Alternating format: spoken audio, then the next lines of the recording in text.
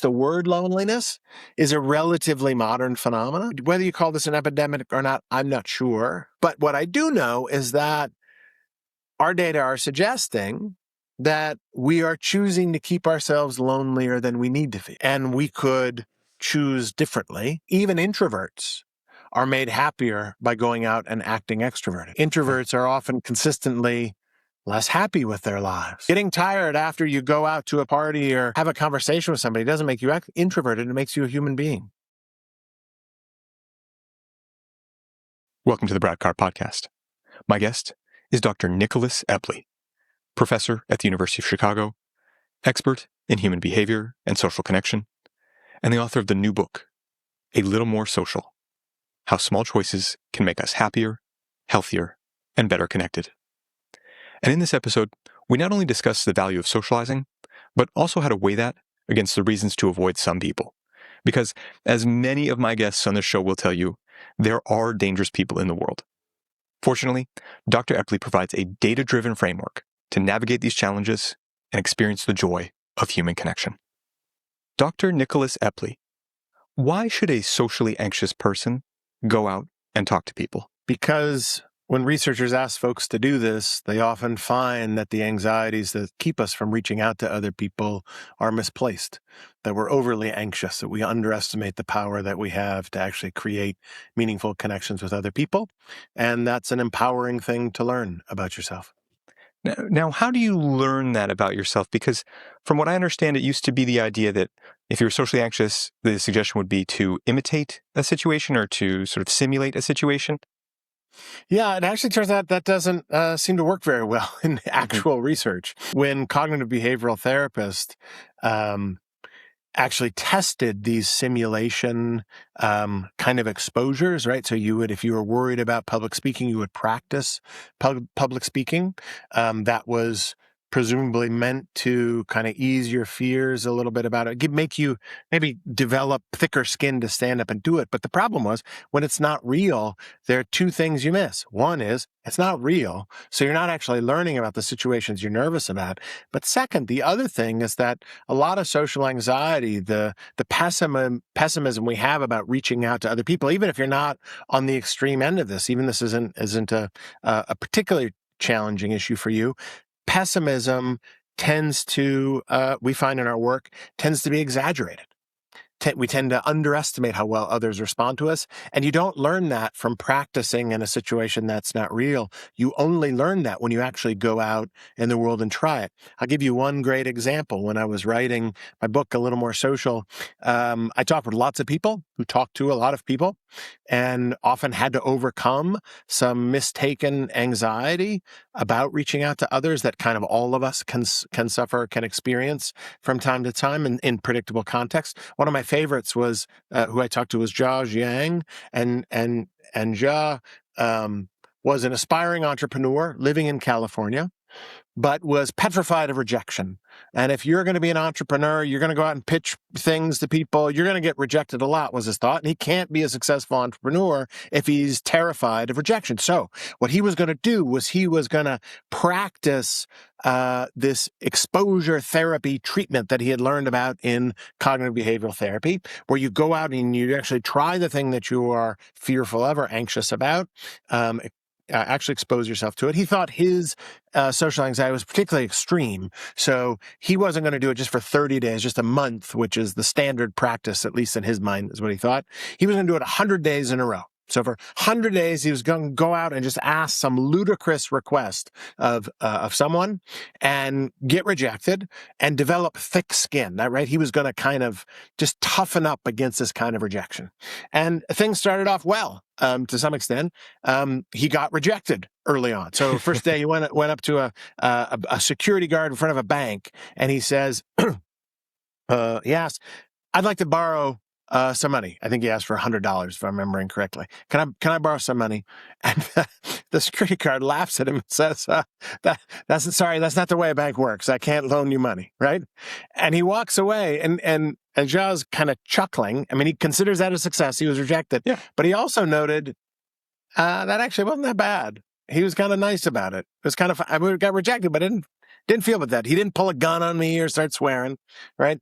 The next day, he goes into a Five Guys burger restaurant, a fast food restaurant, and he gets his meal. He goes and sits down, and then when he's done eating his burger, he comes up to the counter and he asks for a burger refill. Can I have a burger refill? You go get a soda refill. Can I have a burger? The burger was so good. Can I get a refill of that burger? And the guys behind the counter start laughing and they say, that's not a thing. No, we can't do that. But also they were all laughing about it. And he said, that was a rejection. But again, it wasn't too bad. Third day, he's in Atlanta. He's at a Krispy Kreme donut store. And now he starts to fail. Okay. He goes up to the counter and he asks, can I get, batch of Krispy Kreme donuts in the shape of the Olympic rings, right? And he's just sure they're going to say, we don't do that. That's not on the menu. But no, turns out the manager comes out, Jackie Braun, and Jackie, she kind of gets down in her thinker pose, and she's pondering, well, gosh, I'm not even sure how many rings are there? What color are they? I don't think I watched the Olympics this year, right? But then she tells Ja, all right, go away, go sit down. I'll be back in 15 minutes, right? 15 minutes later, she comes out, kind of sheepishly, carrying these donuts, which she opens up and she says, I think these could have been better. But here they are. She comes out with them in the shape of the Olympic rings. And Ja asks, he's kind of blown away by this. And he asks, how much do I owe you? And she says, they're on the house. They're on the house, right? And he walks away. There's this voiceover. He recorded all of these. You can find all these videos at rejectiontherapy.com. He recorded all of these videos. And in the voiceover, he's saying, with people like Jackie, the world is worth saving. And it turns out over the course of this 100 days, he actually asked 107 requests. We analyzed his videos just for fun because, well, there's research highly relevant to this particular case study, essentially. But, we analyzed all of his videos, and it turns out in his desperate attempt to be rejected 100 days in a row, he failed because his ridiculous request for somebody to do something for him was actually accepted more often than it was rejected. And we coded how kind of positive or negative the response he got was, and overwhelmingly the responses were positive, even when they couldn't do the thing he asked, even when he was actually rejected. And in talking with Ja, he told me that he lost his fear of rejection, not because he developed thicker skin, but essentially because he realized that his beliefs about other people were wrong. Yeah. That the anxiety was keeping him from reaching out and connecting directly with other people was misplaced. He changed his view of human nature by reaching out and actually learning what it was like when he did this thing that he feared. And that's how he lost his fear of rejection. Was he got calibrated beliefs. So if you're socially anxious, that's a challenging thing. You should reach out because my bet is that many of those beliefs are too extreme and you're keeping yourself overly lonely, overly disconnected from other people. And, Ja's described how he feels now as a superpower, right? And so many people I talked to who tested those beliefs that are holding them back from reaching out directly to other people to create connections. So many of them use the same kind of language. It's empowering to learn what the truth is, and social anxiety is often just misplaced. Yes. And Dr. Epley, you said he changed his view of human nature. So what do you think of the possibility of it changing in the other direction, of being someone who is friendly, outgoing, and then you have difficult experiences with people, and could that turn you the other way? Oh, sure. Of course it can. I mean, your beliefs depend on the sample of evidence that you experience and that you have in front of you. Psychologists have studied all the ways in which, our memory for events across experiences can be somewhat mistaken or distorted, and those are meaningful. But in general, as a general rule, our beliefs reflect the experiences that we have had. However, certain beliefs are self-fulfilling in ways that others are not. If you're an optimistic person, you're likely to get your beliefs calibrated. Because if I think talking with you, Brad, will be fun, I'll try it and I'll learn, right? If I am optimistic that, asking Jackie Braun at Krispy Kreme Donuts for, donuts in the shape of the rings, that's going to work out, that they're totally going to do this, I'll find out if I'm right or not. But if I'm pessimistic about this, I don't think talking to you would be nice. I don't think anyone would ever agree to this request. Unlike Ja, who went out and actually tried, you wouldn't learn you were wrong. You wouldn't learn you were wrong. And there's a lot of research. I covered a ton of this in the book, research that we have done in our lab and others have done as well. Frank Flynn and Vanessa Bones in particular documents that we tend to underestimate how helpful others will be when we reach out directly to ask them for help. So yes, optimism. I mean, if it's overly positive, it will get calibrated, but it will look closer to reality than pessimistic beliefs that create avoidance. So we talked a little before we started recording about how I often do interviews about the darker side of human nature. And I find that the people who are often coming to my show are people who have had extreme experiences with dangerous people. And talking to some of my listeners, one of whom actually pointed me to you in your book because she's trying to overcome her fears. She said that now after this experience, she's afraid to connect with people, but she needs to. She wants to make new friends. She wants to get networked, to get a job. So what about after an experience like that? How could somebody effectively recalibrate? Continue collecting more data. So it's important to recognize some subtle but really critical difference between the kinds of things that we study in my research in my lab and in our field experiments and the kinds of experiences that people are sharing with you or that people actually do have out in the world. There are dangerous people. There are sharks. There are psychopaths. There are scary people who will harm you for sure, right? The good news is that there aren't very many of them. However, they do go out and tend to find you. So if you are, an attractive woman in a company that's got a creep in it, that creep is going to find you, right? They're going to approach you. What I'm interested in understanding in my research is why we as social creatures are often who are made happier and healthier when we are connecting with other people in contexts overwhelmingly where most people are overwhelmingly friendly and kind and decent. The random person is. The random person is not a psychopath, right? Those are extremely rare. Why it is we seem, nevertheless, to be often not so social. We could reach out and connect with other people. Somebody sits down next to us on the train, or we need help. We could ask a neighbor for it, or we know somebody we feel grateful to, right? Somebody we love, who we presume knows, loves us to some extent too, and yet we don't reach out and share that with them. Right? We get into conversations with people and we stick to small talk rather than going deeper, right? I'm interested in cases where highly social-like creatures like us, who often would be happier and healthier by reaching out, are choosing not to. That's when you are reaching out to a random person, right? That's what we're studying. The kinds of cases you're talking about are often cases where somebody is approaching you. And the conditional probabilities on those outcomes are a little bit different. And it's really important to not do what statisticians refer to as confusing the conditional, right? So the probability of having, say, a positive or a negative outcome depends on, or is conditional on, whether you are reaching out to approach some random person or whether somebody is coming up to you. It's not hard to understand. Imagine you're in downtown Chicago. The person who walks up to you on the street is selected, is different from a random person you might reach out and say hello to.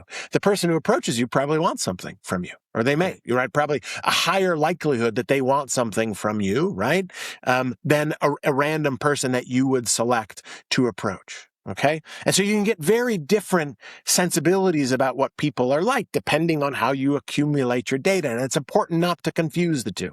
I was in Egypt in college. So I went with a group of folks who went to Israel as part of a college trip. I went to St. Olaf College in Northfield, Minnesota. Go Olis, Yaya. We spent a month in Jerusalem and going all through Israel, Gaza Strip, refugee camps in Ramallah. It was an amazing trip. At the end of that trip, a group of us, including my wife now, who was my fiancée at the time, a group of us got in some just dilapidated jalopy of a van that drove us down to Egypt, and we went to Cairo. And I'm pretty sure that every single charlatan and pickpocket in all of Cairo approached us, right? The sample of people we were exposed to were all of the thieves in Cairo, because they all came up to us. We were standing out like sore thumbs, right? If we use that sample that we got to make an inference about what Egyptians are like or what people in Cairo are like. We'd have a horribly distorted view. Okay. How do you overcome that horribly distorted view? You reach out and you sample data more. You reach out and try to connect to people a little more in contexts where you feel safe, right? Where somebody maybe isn't approaching you, you could reach out and approach somebody else like Ja did and find out how it actually goes. That's how you recalibrate from a scarring sort of experience. It's certainly not easy, right? But imagine that Ja had stopped collecting data after his first rejection. He wouldn't have gotten to Jackie. He wouldn't have gone into the marketing firm and had a staring contest with the CEO of the firm. He wouldn't have gotten a chance to deliver a message to address a Southwest Airlines flight, which he asked at the gate, can I give the announcement on the plane? He couldn't give the safety announcement, he gave announcement. He wouldn't have co-piloted a plane, for crying out loud. He wouldn't have gone up to somebody's house and had the chance, walks up with a soccer ball under his arm, asked the homeowner, Steve, I see a soccer net in your backyard. Could I play soccer? Could you take a picture of me playing soccer in your backyard? Right? Yes, of course he could do that. He never would have had all of these kind of crazy experiences that he had if he had stopped at that first one, right? And so if you sample more routinely, you'll get more calibrated beliefs. And after you have a particularly scarring one, the way to pick yourself up is to continue sampling. Mm-hmm. Okay. And so this is a dyad. This is saying I'm going to be a little bit wary of people who approach me, but I'm going to maybe reach out a little bit more. Now you become the person who is doing the approaching. Yeah. Are people going to be leery of you? They might be, but you just like, somebody who comes up to you, you can, you learn from them as they approach you a little bit, and you can maybe avoid some of these things. But, it's like, I've lost a lot of the anxiety that I once had about reaching out and engaging with people. I've learned the power I have to lift people up and be kind to them in a way that's uplifting to them. I've learned how to have really, really meaningful conversations with people in very, very short amounts of time by taking a genuine interest in another person. Opening up to them typically leads them to open up back to you. I've certainly learned a lot of this in my own experience, and the person that I'm engaging with, I was often worried that somebody, if I talk to a woman who sits down next to me on a plane, she's going to think I'm a creep or something, right?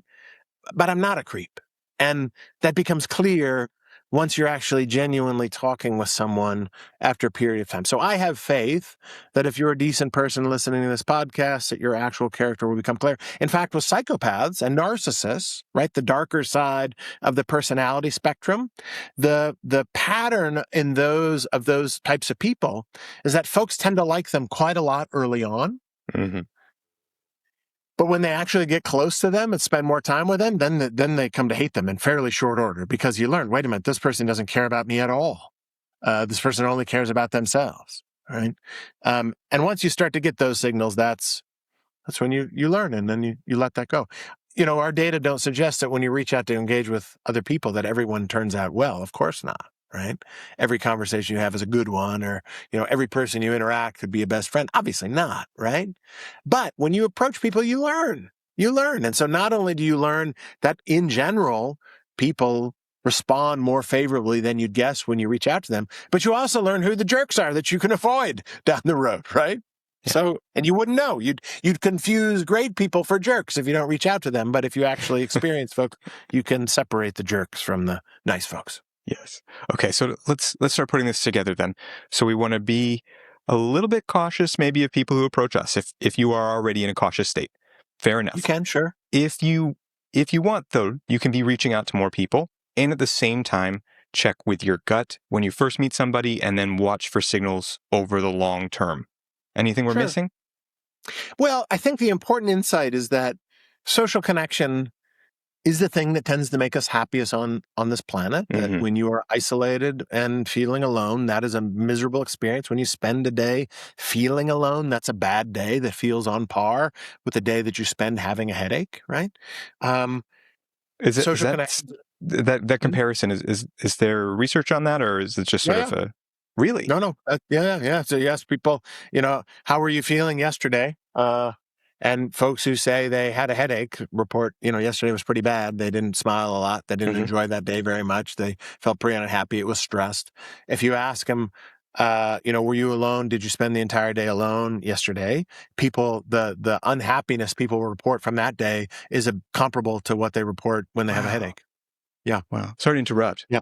That comes from Danny Kahneman and Angus Deaton paper. For the listeners to this program, that's a 2010 PNAS paper. So Okay. if you want to check that one out, you can see that in table 1 of the paper, in case you didn't catch that when you read it from the Proceedings of the National Academy of the Sciences.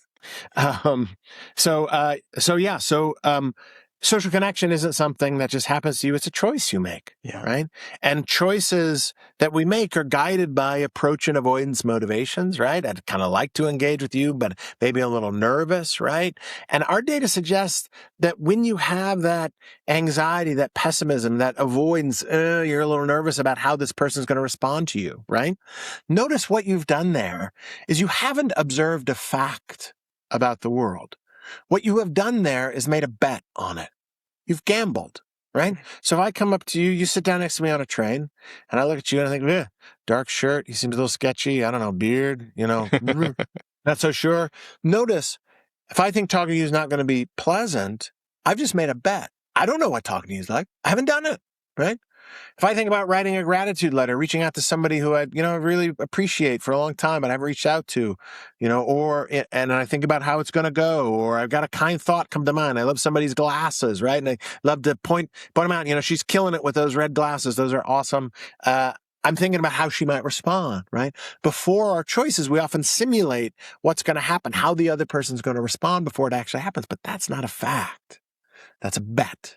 And our data suggests that you should treat it as such. Treat it as a gamble and just see if that gamble is right or not, whether that bet is calibrated or not. And what we find in our research is that when we test those gambles, those bets that people make on how social interaction, particularly connecting one-on-one, is going to go with another person, they're too risk averse.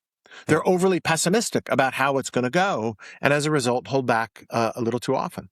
Well, let's get into the weight of the different sides of that bet. How much is there to be gained by improving your social connections in this sort of way? So a lot. These are big effects. So the difference, for instance, let's just compare what it feels like to be connected on any given day to feeling isolated. Let's go back to this Kahneman and Deaton paper. So I told you that the days people reported having a headache. So this comes from the Gallup daily well-being poll. So every day, the Gallup organization surveys a few thousand Americans, and essentially asks them, "How were you feeling yesterday?" That's what it is. Okay. How are you feeling across a number of different ways of measuring how they're feeling? And there are different measures of well-being, essentially how positive or negative were you feeling yesterday? And in those results, they were interested in, how much they were interested in how money is related to well-being. That's what they were really interested in. Okay. And the answer is not actually all that much. So the amount of money that you're making on any given day is not that highly related to how you're feeling on any given day. It's related to how good you think your life is compared to other people, but in terms of your emotional experience or the amount of stress you feel, the effect's just not big. It's positive, right? So being poor sucks. That's kind of what the data suggests. And once you're out of poverty, it doesn't matter a whole lot beyond that. But overall, not a huge effect. But what they can do is they can compare the effect of being relatively high or low in the amount of money you make. So being above the median, the midpoint essentially of the data income distribution, or below it in their data set. And they can compare the difference in, say, how much positive mood people reported feeling the day before. And they can compare the difference between being high and low in income with being high and low on almost any other measure they asked about. So they can see how money now compares against other things. So, they looked at how being relatively high or low in income, the difference of $58,000 in these two distributions, about a fourfold difference in income levels between these two groups. How this was back in 2009, so it was a while ago when they did this particular analysis. They compared it against, for instance, being over 60 or under 60. And it turned out that was about 80% the size of being high or low in income. Whether you were asked on the weekend or a weekday, turned out to have a bigger effect than a fourfold increase in your income. People reported having a better day when it was a weekend than a weekday, about 13% bigger than a fourfold increase in your salary. Being religious, turns out people who are above the median in the strength of their religious belief report having more positive days than folks who are not religious, below the median on that.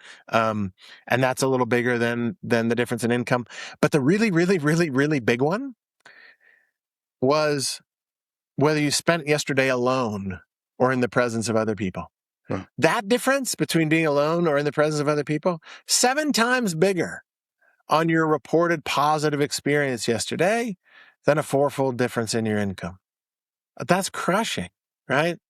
That's a really, really big effect. Now, it doesn't mean that money doesn't matter. Of course it does. In particular, what the data suggests is that being poor is really not pleasant. Anybody who's ever been really poor knows we've certainly had periods in our lives where money has been super tight, and those are scary times.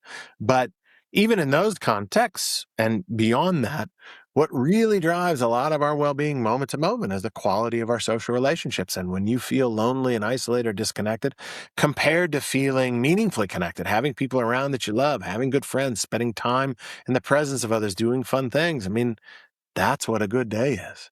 String those days together, that's a good week. You string those weeks together, that's a good month. You string those months together, now you're starting to live a good life. And it's really about how you connect with other people. And psychologists for decades have really underestimated the importance of sociality. I would say they're not doing that anymore because we've just seen so much data. Wow. So, okay. If the difference in wealth, the fourfold increase in wealth, makes a statistically significant impact, Yeah, it's not trivial. Yeah, you're saying that we have crushing, but it's pretty big. Yeah, 7x that from just having social connection the day before. Right, being around other people versus being alone, it's much bigger. Now, notice that's a difference on top of a relatively small effect to begin with. So there is a trick that market researchers will often use, or pharmaceutical salesmen will often use. Whenever anybody tells you this drug is 50 times more effective than that one, often what they're doing is they're multiplying some super, super small number by 50, right? Okay. And you can get, a small effect can be many times bigger than a super small effect. But when it comes to the difference between social connection and wealth, at least in this data set, the wealth effect was meaningful, but it wasn't crushing. But the social connection effect, that was notably big. Okay. So meaningful, so we'd say like it has an impact in your life, regardless of the statistics. It's something that people have a sense of that difference in wealth. Sure. Oh, for sure. I'll give you just a quick example. So I've seen this now with over 5,000 people. You see it right in front of your eyes. All of our incoming MBA students at the Chicago Booth School of Business, University of Chicago's Booth School of Business, where I work as a professor, now do this on their second day of their orientation with me. They come in, and we have a little over 700 MBA students right now. And so we do this in 2 different groups because we don't have a room big enough to fit 700 people. We do it in 2 different groups. I tell them, in just a minute, I'm going to pair you up with another person to have a meaningful conversation with that person, or to have a conversation about some questions. I put the questions up on the board, things like, what are you most grateful for in your life? Please tell me about it. If I was going to become a good friend of yours, Brad, what would be most important for me to know about you? Can you tell me about one of the last times you cried in front of another person? Right? And, they're all kind of anxious and nervous coming in there anyway. And there's just a pall cast over the room when I put those questions up there, right?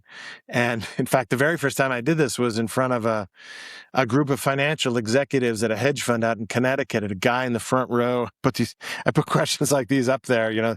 These guys are there for a financial decision-making conference. These are like all masters of the financial universe, running these massive hedge funds and pensions funds and things like that, all wearing suits. They're like 3 women in this group of 50, dudes, all looked like the left tackle on my college football team. I was the left guard on my college football team.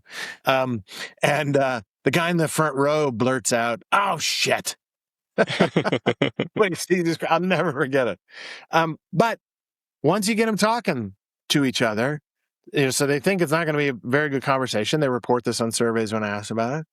Once they start talking, the room just comes alive. Like you just see people lighting up. I mean, and the first time I did this, it was like overwhelming. Now I've gotten used to it. I've seen it enough times, but I've had students cry in front of all of their classmates saying, this is the most meaningful conversation I've ever had with somebody. I just told somebody something I've never told somebody else, right? When you have a moment of connection like that, that feels like getting a hug, right? Moment of isolation feels like having a headache. But a moment of being connected with somebody, meaningfully connected, have somebody understand you, even if they're strangers that you're now making closer, that feels great, right? Those are meaningful, very powerful effects. And you can boost this over the course of your days too. Happiness, the data suggests, is not so much a function of the intensity of the positive experiences you have as it is the frequency of it. Right? We've all had the experience of getting a kind word from somebody that just lifts us up for the whole day, right? In the same way that if you go on some awesome vacation, it lifts you up for the whole day, right? Almost to similar degrees to some extent, the data suggests that our emotional responses are kind of insensitive to the magnitude of them. But then, you go back on Monday and that kind word from Friday is lost and that wonderful vacation from Friday is gone because now you're sitting in crappy traffic again that you're having to deal with, right? They come and go. So to keep yourself kind of consistently elevated, you need frequency of positive experience, which means those moments really matter. So paying attention to them does indeed matter in our lives. So why do we prioritize in culture often living alone? If you're a single person, Yeah, it isn't that seems that crazy? it's more exciting to have your own place and your own routine and that kind of Yeah. thing, which I understand the control, but it seems on some level we should know. Your work should be intuitive. Yeah, you would think, wouldn't you, that we would learn this over time? To some extent, we do, right? Most of us get married. Most of us have Hmm. some sense we don't want to live alone forever, right? But you give married people money, and typically, they move out of the small apartment with lots of other people around, and they move, out to their own, suburbs by themselves where they don't know any of their neighbors. And, there's some sense in this, right? When you live with people for a long time, you can have challenges in those interactions, and those can be frustrating. And you lose some autonomy when you're around a lot of other people. There's some friction in that, right? Hmm. But you also gain having other people around. So, dorms, for instance, are often places where people find lots of good friends. They feel pretty good, right? Why is it we're choosing to disappear off into the hinterlands? There's some real challenges here. The big one is that social connection, the consequences of being connected over the long run with people are really hard to imagine up front. It's a little like you make your decision at a given point in time, right?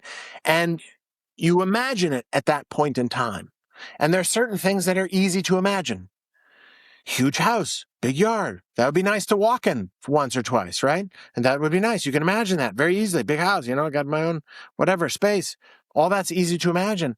It's hard to imagine what the absence of conversation day after day is going to feel like. It's hard to imagine what that commute alone every day is going to feel like that unfolds over time, right? And that's, I think, one of the reasons why people don't prioritize social connection enough is that it's a hard thing to simulate. It's a hard thing to imagine how that unfolds over time. Now, if people are going on vacation, right? Rarely will people go all by themselves. Sometimes, right? But often people would go with friends, folks they love. They want to spend time doing something neat with other people too. Overwhelmingly, that's what we do. I spent a lot of time hunting and fishing. I grew up out in the country in Iowa, and so I'll go out in the woods and sit in a tree by myself for hours. Love it, right? But I'm really engaged with the woods. But those are kind of rare experiences. Mostly when we go on vacations, we spend time with other people. But yeah, those decisions can be complicated Hmm. because the way we imagine them at the time is sometimes different of how they actually unfold over time. Hmm. And with the vacation example too, that's something that you can look forward to with other people. If you have other Yeah, people going, you for can sure, plan with them, and for then sure. you go through it, you experience Yeah, it together. yeah, Afterwards, yeah, you can look back on it together for years, and you can say, remember that time we went to wherever. So by doing that alone, it's clear to see, I think, that you would miss out on something by going on vacation alone. But is the contrast then that we can't project exactly what it's going to be like to like not talk to somebody in the elevator every day, and that actually has a weight on our well-being? You can't. It's very hard to imagine that. Like we find in conversation, one of the reasons why people underestimate how much they're going to learn having a conversation with a stranger. Oh, right? It's because you can't imagine it. Yeah. Like, Brad, you got all kinds of stories to tell me about your life. You've done all kinds of interesting things that I don't have a clue about, right? You have interests that I've never imagined. We have things in common that you and I don't know right now. And I can't imagine what they are. It's like looking into a black hole, right? It's like looking into a closet with the lights off and trying to tell, what's in the closet. I can't see it. But if you don't have those conversations often enough to know, like Bill Nye, famous science guy, did when he once said, everyone you ever meet knows something you don't. And he's right about that, right? Everyone you meet's got a story to tell you. And if you have enough conversations, you know that dark closet's got clothes in it, right? There's a good story in there. I just got to rumble around in your brain for a little bit to find it from you. But we find in our work that because people don't quite know where a conversation's going to go, they can't imagine that it's going to go to some interesting place, which overwhelmingly they tend to, because we tend to talk about things we have in common with each other, things we're mutually interested in. And so people find they have more in common with a random person than they imagine. But you can't imagine how those are going to go, and therefore you don't. You can imagine what a house with 4,000 square feet is going to be like. Or, on any given day, people have decisions to go into work or to work from home, right, in America. So many Americans now have this decision since the COVID pandemic, right? And on any given day, you kind of know what the traffic's going to be like, right? That's going to kind of suck. But you don't know the conversation you're going to have over lunch necessarily, or who you're going to, what you're going to talk about at that time, or the person you're going to bump into and reconnect with while you're at work, or the new idea you're going to stumble on because you're actually talking with someone. You don't know those things, and therefore it's hard to simulate them, and therefore we don't factor them into our decisions as much as we should. Now I see this with the ambiguity, right? It's really clear to know, okay, if I live with someone, I'm going to have to put up with the dishes in the sink at night. So I'm going to get away from that and I'm going to live on my own. But you don't see that, well, I never knew that if I live with that person, we're going to have these great experiences. The other thing too is that often when we choose to like to move to a place where like we left Boston, came to Chicago years ago, and we live in a tiny little lot in Boston. There was no space. I constantly felt like I was like being squeezed like all the time by things around me. I grew up out, in the woods in Iowa, so I wanted a garden and trees around, and and plant fruit trees, stuff like that. And so so when we came here, that was a very accessible thing that we thought about. I also thought about the commute and other things too, but we were moving in part when we were looking for a new place. We're trying to get rid of some of the things that were unpleasant in the environment that we were in. We couldn't simulate the social parts. We didn't know who our neighbors would be. We didn't know how well connected we'd get to them. Those things, you just couldn't factor them in very well. Yeah. How important do you think it is for people to understand these things? We were saying how this is kind of intuitive. Have we come to a place in culture where we've kind of forgotten how to connect with people? What is it about this moment that made you want to write this book? So I will say I got the contract to write this book 5 years ago. Okay. I wanted to write it a while ago, right? I actually got it right at the start of the pandemic. But we'd already done all of the work, or a lot of the work by that point that actually ended up going into this book. A lot of it was done, not all of it, but most of it was done by then. So it wasn't actually the timing of any particular kind. We had just, I had been interested in this for a long time and been collecting a lot of data and been finding lots and lots of cases where people fail to appreciate how positively others respond when you reach out to them with a smile and a handshake and some kindness. And so I'd been wanting to write it for a while, but it does happen to be that these days people are seeming a little less social than they used to be, wearing earbuds, in America, wearing earbuds and carrying phones and thinking people from opposing political parties are demons. We were up in Wisconsin over the weekend and drove by a farm that had a huge red tractor tire out in front of it that was painted in white letters, Satan loves Democrats. Right?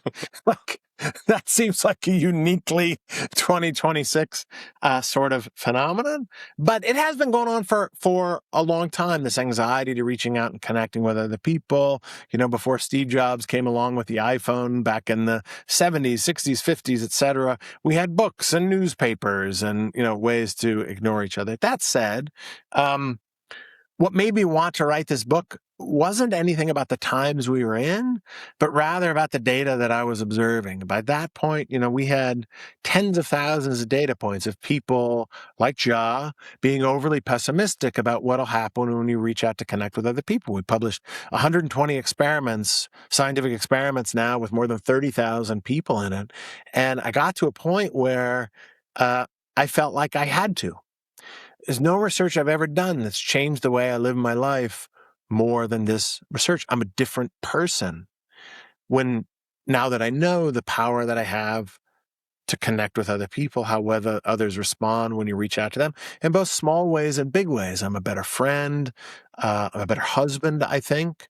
It's changed the way we've structured our family. It gave me the courage, the data-driven courage to adopt our daughter with Down syndrome, Lindsay, after we lost a baby with Down syndrome, Sophie. And my wife was open to this, and I was nervous about it. And it gave me the courage I needed to know that, yes, we can do this, and she's going to reach back to us, and we're going to love her in ways that I can't even foresee at this moment. Right? Because how did your research show you that? So, not at this scale, but you can go this fear I had about reaching out to a child. We've adopted 3 children over the years now. We have 5 kids total. The anxiety that I had about bringing a child with an intellectual disability into our lives, all of that pessimism. How were we going to be able to love this child? How were they going to love us, right? Were we really going to be able to create this meaningful bond? We'd heard other parents who were raising their kids with intellectual disabilities often refer to them as blessings, but still I was nervous about it in my own life. But, we have people sit down next to a stranger on the train with the same set of fears. How's this person going to respond? How are we going to connect? How are we going to make this happen, right? Am I going to be able to carry on this conversation? Are they going to want to reach back and talk to me, right? Those are scaled down, but there's the same fears, right? They're the same fears. I saw it when we had people have deep conversations with each other, right? You're going to talk about the last time you cried in front of another person. If I open up to you in that way, I do this hard thing with you. Are you going to open up back to me, right? These are the same fears, just of different magnitudes. And I could feel that at those times. And it has changed the way I make decisions now. I'm much more open to other people. I take an interest in other people. I know the power that I have to make somebody's day on any given day, right? If there is one thing that I think social psychology, the study of human well-being, has really quite clearly shown, it's that if you want to have a reliably good day on any given day, don't turn inward. Try to figure out, how do you make somebody else have a really good day? That's going to lift you up too, right? Reliably going to do that. The massage you have is going to fade pretty quickly, right? The chocolate that you buy is eventually going to be in your stomach, and that's going to hurt. But when you know that you've made somebody else's day, that's gonna linger. And so I saw it in all of those data points, right? That was just that I've seen everywhere. I've seen it everywhere. Yeah. And since looking into your work too, I've started to see it more in my own life. I walked into a restaurant the other day, and a guy who I don't know just shouted a compliment at me. And I could have just floated through the rest of the place. It caught me so off guard, but it was so heartwarming. It's really powerful. And I think he probably felt great too. So you were the recipient of that, right? So and that felt really good. What we find in our research, that one of the reasons, so we ask people, how often do you have a kind thought that you don't share with somebody else? They say about a third of the time. Yeah. 36% of their kind thoughts people report not sharing with other people. They report holding themselves back a little more often when they have insults, which makes sense, right? But why would you withhold 36% of the kind thoughts that you have of somebody else, right? One thing we find is that people think it won't really matter that much. The person who gave you that compliment, my bet is underestimated just how great that would leave you feeling. We've seen that in our data over and over again. And if you think other people are going to be kind of indifferent to it, it's not going to matter much, or just a little compliment, just some kind words, you're not going to bother with it, right?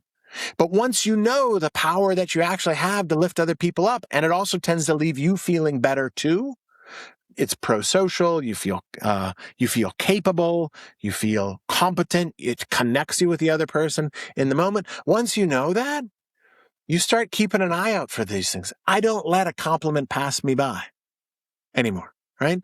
I just don't. I was just in Boston yesterday. I was going to the bathroom in the Charles Hotel in Cambridge, Massachusetts. I was eating there on Harvard's campus. I was speaking there on Monday of this week. I'm in the bathroom. Guy walks out with these cool looking Hoka shoes. I call it out, right? I shout, I love those shoes, right? I don't let compliments, even small ones like that, pass me by, and it leaves me feeling better. It leaves a smile on my face when I leave that interaction, and a bigger one on someone else's face. Oh. And now I'm really seeing a strong influence when we get back to the darker side of things. One thing that people will do when they target another person is they try to isolate them socially. And at first you could think like, well, that prevents that person from, getting warned by others. Hey, that guy's kind of strange. He's really big influence in your life. But also to the targeted person, they're missing out on the opportunities of life. And it could be sort of a graying experience. You combine that with things like sleep deprivation and things, and you start to see how cults can really wear people down, for example. Yeah, for sure. Yeah. Right. You narrow people's social network, so you're not getting as big a wider diversity of experiences or connections with folks. Yeah. Yeah. So what do you think about technology and how we use it then? Does it dull our own social networks? So look, anything we do over and over and over and over and over again is going to have an effect on us. It's going to become a kind of habit, right? It is hard to measure those things scientifically because we typically aren't studying you for long periods of time. But I think there are other momentary effects it has. So if I'm in a classroom and I have my cell phone, the odds that I'm going to talk to the person next to me are just lower. Yes. Because I'm looking. If I'm a little anxious about reaching out, I'm not nervous about the phone. Boom, you just look right at the thing. But then the person sitting next to you, if they'd like to talk to you, they turn to the person and they're staring at their phone. They're not going to talk to you either, right? So absolutely in the moments, somebody's got their earbuds in, and if you don't test, it could be that, you put your earbuds in because nobody's talking with you. You'd be happy to talk with somebody, but nobody's talking with you. So you put them on in, and start listening to music or something like I was on the plane this morning. Because I didn't have people sit next to me to visit with. Then you don't reach out, and you don't find out that the person might actually be interested in connecting if you tried. So absolutely, these phones are affecting us. They also are filtering us in some way. And this is interesting when you get to kind of the darker side of the personality spectrum. It turns out the a-holes in the world flock to the internet.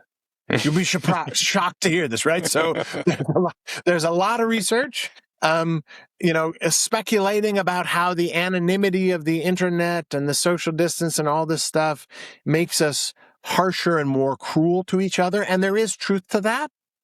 But it's also the case that the assholes love the internet. That the people who are jerks in the comments section on the Wall Street Journal, the New York Times, or Amazon or whatever, they're jerks in their daily lives too, it turns out. And that is just a thriving marketplace for jerks to congregate. They get their voices heard in ways that they wouldn't otherwise. So, and that's hard to tell, right? It's hard to tell that these people are also jerks in their daily lives. But folks from Northwestern University here, some friends and colleagues of mine, Eli Finkel and his colleagues have documented that online online forums and things like that tend to recruit folks who are also, kind of jerks in their own everyday lives, in their real lives too.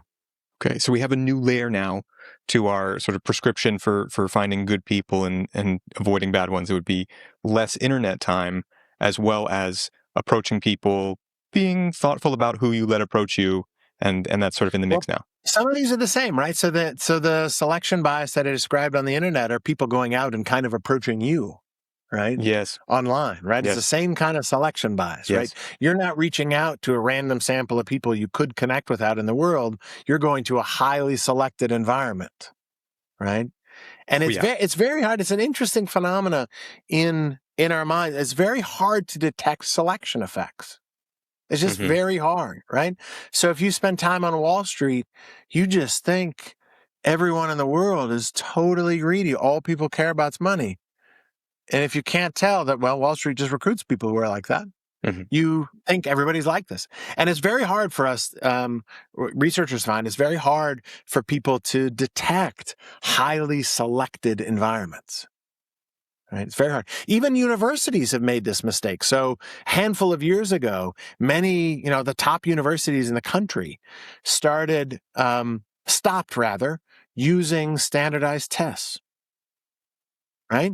Because they found things like, on average, there were differences across the socioeconomic spectrum and test scores, differences in ethnicities and test scores, which made you think that the test was biased in some particular way. But they also found that in many of the best universities in the country, SATs don't predict anything. Right? So Berkeley, your SAT score doesn't really predict. University of Chicago, where I'm a faculty member, your SAT score doesn't predict squat when you're there, right? But notice what you've done is you've selected the best students in the world at these universities. And among that highly selected sample at the very top end of the spectrum, the SAT doesn't predict anything. But if you let everybody in like they do at the city universities in New York, you'll find that the SAT scores are stunningly good predictors of performance in college. And it also gives you a standardized metric that you can correct for any disparity you want once you have that number and you know how big that disparity is. But failing to appreciate how those selection biases were distorting the relationship between SAT scores and performance is what led many universities, to make what was just not a good decision, I think, to remove a metric that actually allowed people to show their abilities, their talents, no matter who they were. In certain environments. In certain environment, right. Yeah. Like the school environment, which you were being selected into, in colleges and universities. Yeah.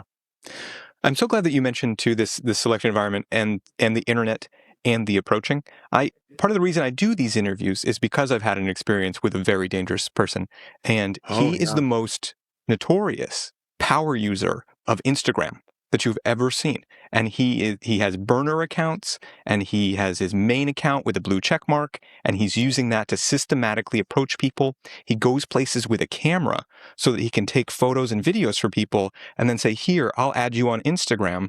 So then you'll get these photos from me or these videos, so that he is approaching these people through the digital media, and that's his method of collecting and building a facade around himself and all of that. So I'm so glad that you brought this up, because it's easy to think that something like that is just being nice.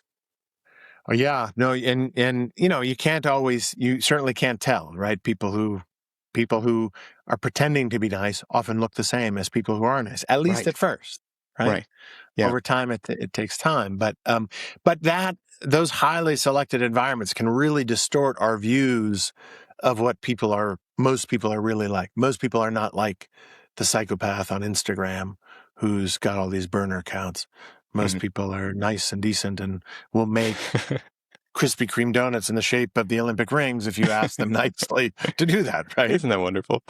So how do you talk to strangers? I think for this is another thing that should seem intuitive, but maybe, you had your teen years in the COVID years and you didn't quite form the skills, or you have questions. How do you go about it?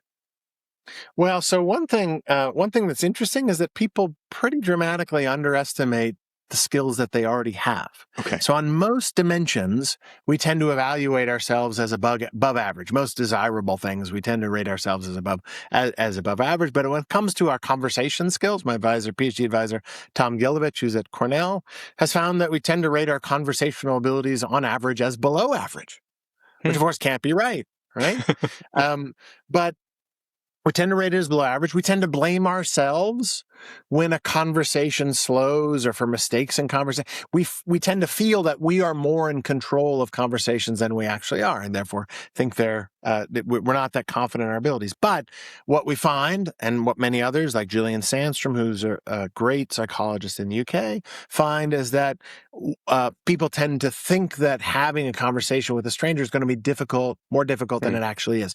And part of the reason for that, and one of the reasons why we underestimate how well these social interactions are going to go, is that we fail to appreciate the power of a really, really strong social force that pulls us together in social interactions, and that's reciprocity and responsiveness. So if I say something to you, right, you tend to respond in a way that's in kind. I smile at you, smile back at me, right? But this also describes a property of our minds, where when we raise a topic with you, you tend to think of something that's similar, and therefore can respond in a way that's consistent with what I've said to you. And that makes it easy then to follow up with something else that's along the same lines, right? When people enter conversations, they often act as if, or think that, like they're the only ones responsible for the conversation, but you're both doing it, right? You're going back and forth. It's like you're not getting into a canoe with two people and only one paddle, right? The other person's paddling it too, right? Yeah. So that's one thing to realize, is that you've got more skill than you think you do. When we ask people, for instance, to give us a list of questions of things that they would talk to someone about, just in a normal conversation, then put them aside and then come up with questions that are deeper and more meaningful than they would otherwise come up with if they really wanted to connect with another person. They came up with questions, really good ones. And when these are just folks in downtown Chicago in Millennium Park. They're just tourists. They sign up they come by our kiosk and they agree to participate in this experiment in the park. So they're just random folks. When we then randomly assign them to either have the conversation about the questions that they would normally talk about, or the deeper questions they could talk about if they chose, they enjoyed having a conversation about the deeper questions that they could have asked the person about, but would otherwise choose not to. So, to the listeners of your podcast here, I think you got better conversational game than you think you do. So that's a good place to start. But you want some tips. So I think there are two things you want to think about. One is, it's really important, I think, to change your mindset about other people. Bill Nye was right. Everybody you ever meet knows something you don't. Other people are interesting. You learn more than you expect. They tend to be more positive than you imagine. Everybody's got an interesting story to tell you, and you can find that if you try. So when you approach people with curiosity and an interest in them, the nature of your conversations change. They just change. You ask about things that are interesting in the moment, right? And that is the place to start changing your mindset. But then once you're actually engaging with somebody in conversation, we find that people can often have much deeper conversations than they intuitively imagine that they can, and that other people are more interested in having deeper conversations than they imagine. And you can get deeper in conversation a lot more quickly than you imagine you can. So one of my favorite things when I'm meeting a new person, somebody I don't know, is to ask them what their story is. So what's your story? I was in Boston, I told you, just earlier this week, and just yesterday and the day before. My one of my Lyft drivers yesterday, it was an 18-minute ride from Cambridge into downtown Boston, and my Lyft driver, I got in. He was listening to Pink, right? The musician Pink. He likes her. I asked her, "Have you ever been to a concert?" No, but he'd been to all these other crazy concerts. Like he claimed to have seen the U2 in their first concert in the U.S. when they were opening up for another band, right? Have been to all these super interesting concerts. And, during these times, he was working as a carpenter and doing finish work in cement. And so also knew a little bit about the mob. And, I had this fascinating conversation with him for 19 minutes because I kind of asked him early on after we're talking about music. I asked him, well, just tell me about your story. How did you get here? And then it all comes flowing out. You'll be amazed what people will tell you when you actually try. And even if you can't get to it in one step like that by asking people what their story is, you can often get to it in two. So Emma Templeton, who's one of our new incoming faculty members at the University of Chicago, describes small talk as conversational launch pads. So you start a conversation with, what is it you do for a living, right? That's a launch pad. You establish some common ground. But then your second step can be meaningful. You can go right from a what question, what do you do, or where do you live, something kind of external to the person, to something that's deep about them, something meaningful about them that focuses on their emotions or beliefs or values or hopes or your dreams. Is you can ask, do you love your job that you do? Are you doing your dream job? If it's not, what is your dream job? Right? And right there, three questions, right? Three questions. What is it you do? Is it your dream job? What is your dream job? I've got your dream job. Right? Yeah. That's pretty good. Right? Do you have family here in Boston? Yes, I do. Great. Tell me about who you love. Right? Second question. I've gotten to who you love, and that's going to be interesting. Right? Yeah. But too often we hold ourselves back from having those kinds of meaningful conversations with folks because we assume they don't want to talk about it. But what else do we want to talk about? The word hate is often used in close proximity to small talk, right? Most people claim not to like it, so you can do better, all right? Yeah. So I think that's a way to think about it. Changing your mindset to take an interest in other people, being willing to ask people meaningful things, either right away, what's your story? Tell me your story. Or, in the deep talk 2-step, where you start with a small thing, and then right away you go to something that's meaningful about the person. You can get there quickly. Beautiful. We talked earlier about the scenario of, if a guy approaches, be cautious. Now, if you're a guy who wants to go and approach women, any advice for doing that in a way that I think guys nowadays are afraid to approach women? It seems to be happening less.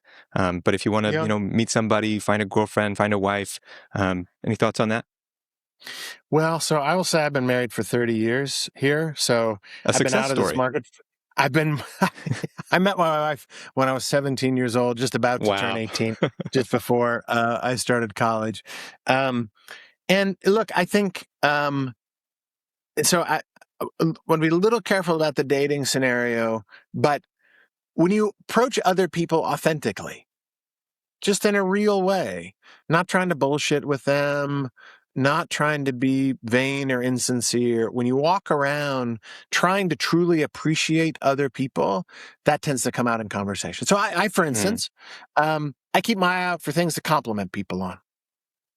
Works great, right? It turns out not to be hard to find something to compliment folks on. And I'll often start conversations with that. Or I will just try to get to know somebody a little bit, and the authenticity there, the genuineness there, I think tends to come out pretty quickly. That doesn't mean, you won't, it doesn't mean that all conversations go well, but I think that's the way to approach it. There's not some set of magic words to have a meaningful relationship with somebody. There's not some set of tricks that you want to use that's going to be sustainable. That's what the psychopaths do. Right? If you want to have a genuine connection with somebody, be genuine. Yeah.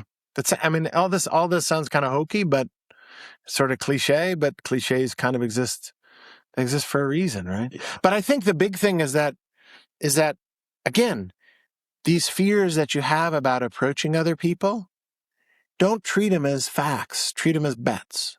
Just test it. Right? Even if you're wrong, you're probably not going to hurt that bad. But you might find out you're wrong. It turns out he will talk to you when you try. She will have a nice conversation if you're kind to them to start. And the scales of that bet are the worst pain you can imagine of rejection against the very probable possibility of a good connection with another person? Yeah, so people imagine that the range of outcomes in a social interaction is actually much wider than it actually is. So let's take the deep conversations that I described to you earlier that I have all my MBA students, talking about the last time they cried in front of another person, or I do this in big conferences. I do this all over the place. In one experiment, we asked people to imagine they had 100 conversations like these, and to predict how many times out of those conversations would you report enjoying it a 0 on this 0 to 10 scale. How many times would you report enjoyed a 1? How many a 2? How many a 3? And so on. So they essentially gave us what they thought the range of possibilities was. Okay. And on average, the range that people provided across this entire spectrum was pretty flat. They kind of thought, look, anything is possible here. Kind of like Ja did when he was approaching people and asking for help. I don't know. They could pull a gun on me or start swearing at me or punch me in the face, right? Or they could say yes, right? Kind of the entire range of possibilities. But when we actually look at people's experiences in these conversations, because you're reaching out to people in a positive way, they tend to reach back to you in a positive way.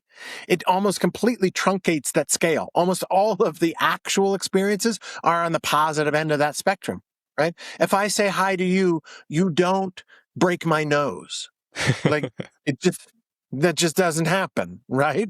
But you imagine that it might. So the actual range of outcomes is kind of what Ja experienced, which is, I asked this crazy thing, and sometimes I'll be rejected, but it wasn't that bad when I was, and I'm accepted. It's way more positive than I thought it would be, right? That seems to be a theme of our discussion. A lot of things are maybe more positive than we think. There is talk that we're in a loneliness epidemic. Oh, were you going to say something else, Nick? Yeah. So I want to be clear.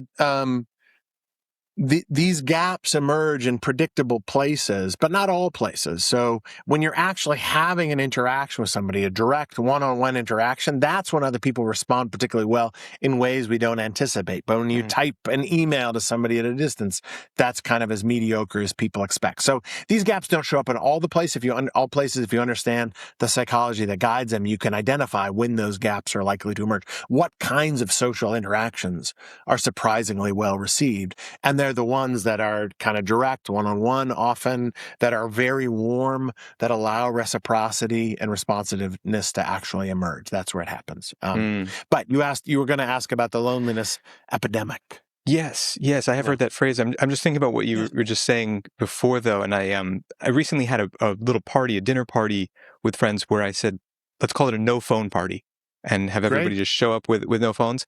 And good call. I think some people were a little bit, anxious to be without the security blanket that is the phone. Where's my heroin? I need that. Yes. That's right. Go to the bathroom and check your likes.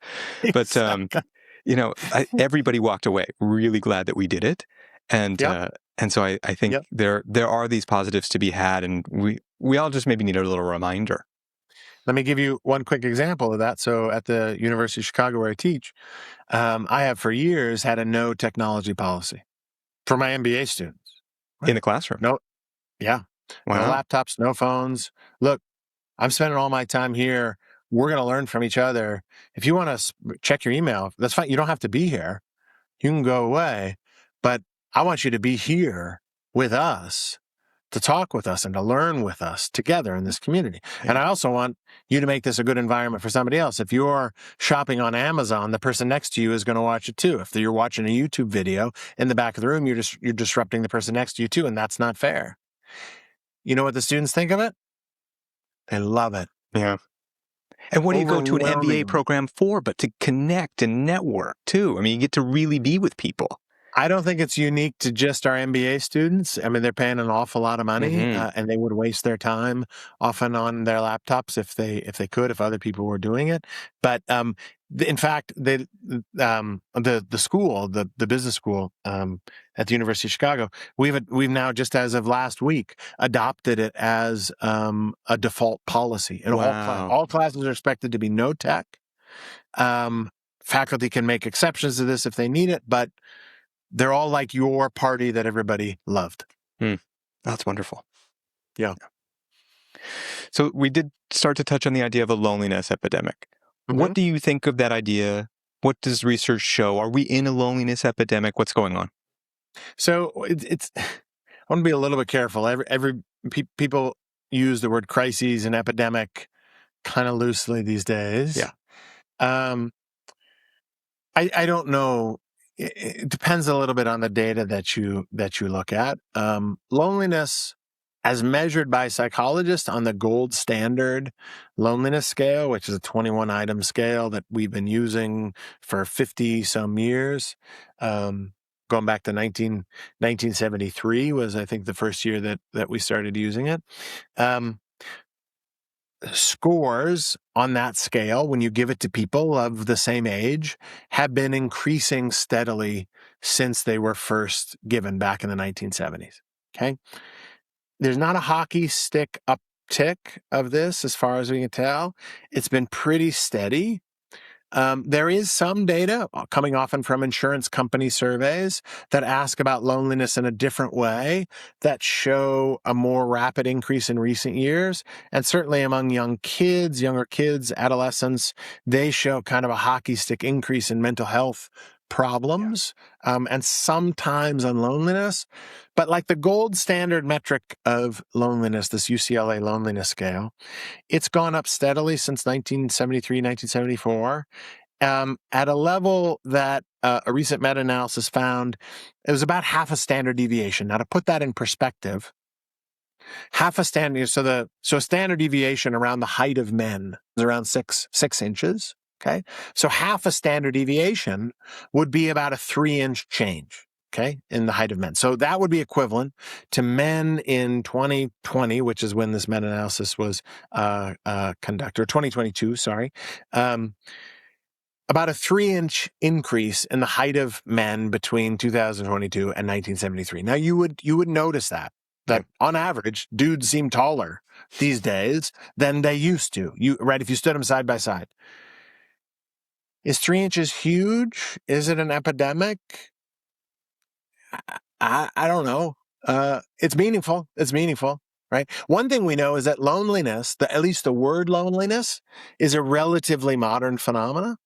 Back, the word didn't really emerge in the English lexicon until the 1800s. The psychological concept of feeling alone, it came out of the word that was used to describe being alone, oneliness. Right? But the concept of feeling alone seems to be at least somewhat new. But whether you call this an epidemic or not, I'm not sure. But what I do know is that our data are suggesting that we are choosing to keep ourselves lonelier than we need to feel. Yeah. And we could choose differently if we knew how well others might respond, and if we knew how important social connection really was in our own lives. And I think I wrote this book because I could see how that change could happen across our years and years of running experiments on this. I saw how this impacted my own life in meaningful ways. I saw how it impacted lots of other people's lives, and I wrote the book because I think it's going to change the way you live your life too, in ways that make it better. Yeah. You mentioned choice. What do you think about the role of choice versus a sort of disposition? Some people say I'm just too introverted to do that. Yeah. That's a good index of choice, is what that is. Yeah. So it turns out that that things like introversion and extroversion, they describe people's beliefs about themselves. That's how we measure it. It's a self-reported belief about the kind of person you are and your behavior, and so what you typically choose to do. And personality tends to predict people's choices and their expectations, their beliefs about, say, how much they'll enjoy a conversation better than it predicts their experiences. So introverts and extroverts differ in how much they think they're going to enjoy having a conversation with someone. They don't differ that much on how much they actually enjoy it. They don't differ as much on how they actually enjoy it, if at all. And even introverts are made happier by going out and acting extroverted. Introverts are often consistently less happy with their lives, report being less satisfied with their lives. And the reason is, the data suggests, is because they choose to be more withdrawn in their lives. The way to think about personality is not as a disposition. It doesn't describe the type of person you are. It describes the type of choices you make, and therefore the types of habits that you develop. And if you want to change your habits, you got to change the way you make your choices routinely. And you can do that. Turns out extroversion is the easiest personality, quote unquote, trait to change by changing your behavior. You ask people to act more extroverted over the course of a week later, they report on these personality scales being more extroverted because they have been making different choices. Wow.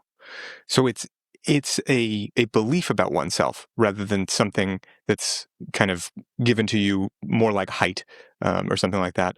And this kind of gets it's absolutely not like height. That's right.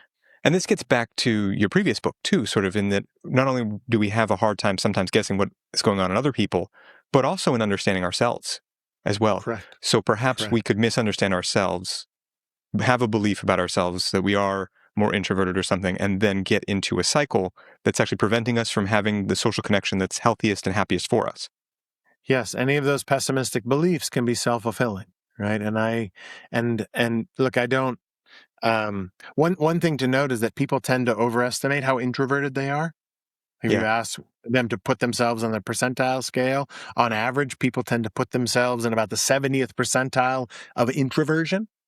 Right, which is sort of unusual. Most personality traits, people tend to think they're closer to the desirable end of the spectrum. But with introversion, notice there's an asymmetry in what we know about ourselves and what we know about other people. So I see myself coming home after a party and feeling tired. I don't see you going home after a party and being tired. I see myself at home on a Friday night, Netflixing and chilling, right? Just hanging out at home because I just am too tired to go out or I feel I don't want to. But I only see you when I'm out, right? I only see your extrovert. And because of that asymmetry, people tend to think that they're more introverted than other people are on average, at least. They tend to overestimate their introversion because they don't see other people's introverted behavior. And it leads to all kinds of myths like introverted people lose their social battery, right? Use up their social battery faster, take longer to recharge. That just turns out not to be true in actual experience. Those are people's beliefs, but introverts and extroverts both get energized when they have conversations. Wow. When psychologists actually look at what happens in a real conversation or a social interaction, and they get tired afterwards, right? At about the same rates because you're exercising essentially. And that's tiring for everybody. Getting tired after you go out to a party or have a conversation with somebody doesn't make you introverted. It makes you a human being. Well, Nick, you're a master storyteller. Do you have a story of anyone who's been through this sort of transition? Yeah, and did you want to say something else? No, I have lots. One of my favorites is somebody who's become a bit of a friend of mine, although I haven't met her yet because she's in the UK. Her name is Jessica Pan. I've talked to her many times. She's a lovely person to talk with. And she reached out to me some years ago, actually. She'd learned about some of our early research that we'd done on trains and buses and cabs in Chicago. And and we found that people thought they'd enjoy keeping to themselves more than talking with a stranger on the trains. But in fact, in actual experience, they enjoyed connecting with the stranger more than keeping to themselves on the trains. And she called me up, and she thought this was just sheer insanity.